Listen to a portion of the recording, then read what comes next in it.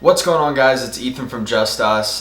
This vlog is going to be primarily me, because as you can tell from the title of this video, it's about video stuff, and I do the videos. So after my most recent edit I did with Dylan McKenna, which you can check out on his channel and using the link in the description below, I had a ton of questions on how I edit my videos, and so I wanted to answer them. But before we do that, let's vlog.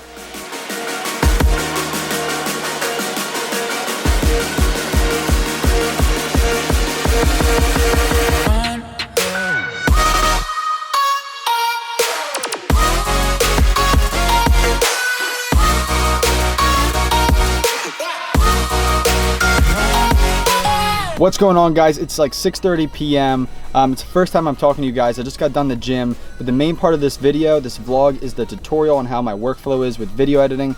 So I'm not even worried about the B-roll and the edit as much as I am the tutorial and how much you guys like that. So let's get back to some footage and then get to the tutorial as fast as we can. Let's do it.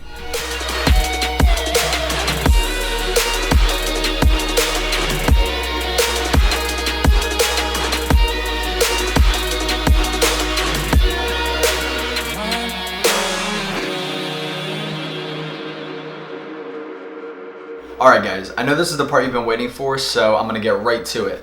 Some of the questions I received were things like, what program do I use to edit? What does my video editing workflow look like? How do I color grade? What transitions do I use? How do I speed ramp? All these other questions. So I wanted to make a video that briefly went over these. But I will say I'm planning on making some more specific videos in the future that goes over an in-depth look on how I actually achieve certain looks, transitions, and effects. So without further ado, let's answer these questions. What program do I use? I use the Adobe Creative Cloud, but primarily I use Adobe Premiere. For some different effects or whatever, hyperlapses, etc., I'll use Adobe After Effects, but primarily for the last Dylan McKenna edit, I did everything in Adobe Premiere Pro. What does my video editing workflow look like? Well, since I have my computer right here, let's take a look. Alright guys, I'm going to give you a look at what my workflow is like in Premiere Pro. I'm going to fly right through this for the sake of time in the vlog, so if you need to pause this video and take a look at my settings or whatever, feel free to do so. So with Premiere open, I'm going to click New Project. In Location, you can actually click Browse and put the file, the Adobe file, wherever you'd like. I'm going to keep it in my Adobe folder just because I like keeping everything there. And we're going to name this How to Edit Like a Pro. I'm nervous, I can't type right. And then we're going to click OK. Okay guys, with our Premiere project open, we're going to now import the files. You can do this 3 different ways. You can right click in this box and click Import.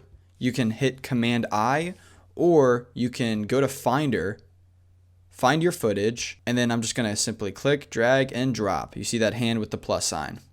And bada bing, bada boom, it's imported into our Premiere project. So real quick, for the sake of this video, I'm going to import some of my 4K footage as well. Now, these 5 files right here that I imported before are actually for slow-mo. They're like the cinematic. I shot them at 60 frames a second.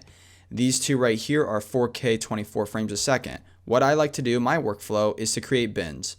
So I'm going to create a, let's say 60 FPS, or I usually name it slow-mo, and then another bin that's called let's say raw or 24. How about that? And bins are basically folders. Look at them as folders. So I'm going to select these 4K 24 and drag them into the 24, and then click all these and drag these into the slow-mo. So now it's much more organized in my project. Next, I'm going to actually create a sequence. So I'm going to click File, New, and Sequence. You can also hit Command N. And you can also, from this import screen, you can actually click New Item and Sequence. So we're just going to create a new sequence. I already have mine as a custom thing, but I'll just show you guys what it is. So I usually hit Custom, 24 frames a second. That's a filmic look, 1920 by 1080. Just basically pause this screen and copy these settings, and we'll name this sequence rough. How about that? Next, if I have slow-mo footage, which I do, I'll actually go to my slow-mo bin. That'll open, and I will select all these files, and I will right click and go to modify, interpret footage, and then we're going to assume this frame rate as 23.976. And now it basically interpreted this footage, this 60 frames a second footage, as 24 frames a second. All right, guys, I just dragged some footage into the sequence. It's not edited, but think about it as my rough cut. My workflow will then go and add any transitions I want from clip to clip that I was planning on having. And after that's pretty much locked, and I'm set on the edit, I'll then go to color grading. So the way I color grade is make an adjustment layer. I'll take that adjustment layer and put it right here, drag it across the clips. And this is going to be like my basic color. And so we're going to go to the color workspace. You can hit the color button right up here or go to window, workspaces, and color. And it brings up Lumetri color right on the side. So with the adjustment layer selected, our scopes on the left, we can then apply our color. For the sake of time, I'm going to drop one of my presets on here. And bada bing, bada boom, this is before, this is after, and that is done my color grading. If I'm happy with my color and I'm set on that, I'll actually go back to the editing workspace, add any sound effects for transitions or environmental things, then I'll just add sound effects to kind of basically give you an experience. You're kind of with me in that experience rather than you looking at a video. Then finally, if I'm happy with this, I will go to up here to File, down to Export, Media, and then my export settings for YouTube are H.264 as my format. I'll go to my preset, YouTube 1080. For the output name, you click that and you can name the file whatever you want and select which folder you want to save it into. Export video checked, export audio checked. Scroll down here.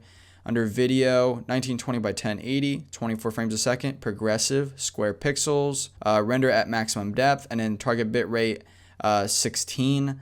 But you can change that to whatever you want. The bitrate will drastically change the file size. So once that's set, I make sure to click use maximum render quality and use previews. Checked, and then I really don't change anything other than that, and then I click export. And that is basically my workflow in Premiere. All right, next question is what transitions do I use? I use a variety of transitions like Red Giant, glitch transitions. Chungda, he's a YouTuber. Chungda makes some transition packs, and so I picked up like the smooth transition packs, Luma fades, etc. I use like regular fade in, fade outs.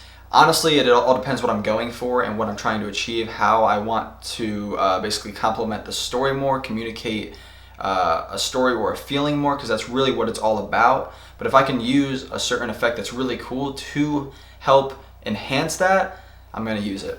Again, I am planning to make some more specific videos, especially on the transitions I use and how to use them. So be sure to hit subscribe and turn notifications on so you can stay up to date when we upload. All right, next question is how to speed ramp. How do I speed ramp? You can do it a variety of ways in Premiere. I do it different ways. I don't know why. I don't use like one specific way. I do it different ways depending on the use, I guess. But you can use time remapping where you keyframe within the video. You can just cut it and then basically use like a rate dragger tool and just drag it out or in, and it'll change the speed of that clip. It honestly all depends on what you're going for, maybe what your style is. But I do plan on making a video that again goes into the more specifics on how to speed ramp. Alright guys, that is all the questions that I had to cover for this video. I wanted to keep it very brief. If you have another question that you'd like me to cover, comment down below and I might make a video about it. If there's a lot of comments about different things, I might make another general video covering a lot of those areas. Anyways guys, we hope you liked this video. If you did, hit that like button down below and hit that subscribe button as well as notifications on so that you're updated when we upload all our content, whether it's vlogs, tutorials, and songs a week. We have an EP called Chapter 1, Not So Super Heroes, coming out very soon. So we are excited about that. It'll be for free, of course, but we're also going to be putting it on Apple Music and Spotify and other places so that you guys can easily stream it. If you have any other encouraging words, comments, questions, leave them down below and we'll be sure to respond. Thanks again, guys. We love your feedback and love your enthusiasm for the videos, and we will see you guys in the next one. Peace.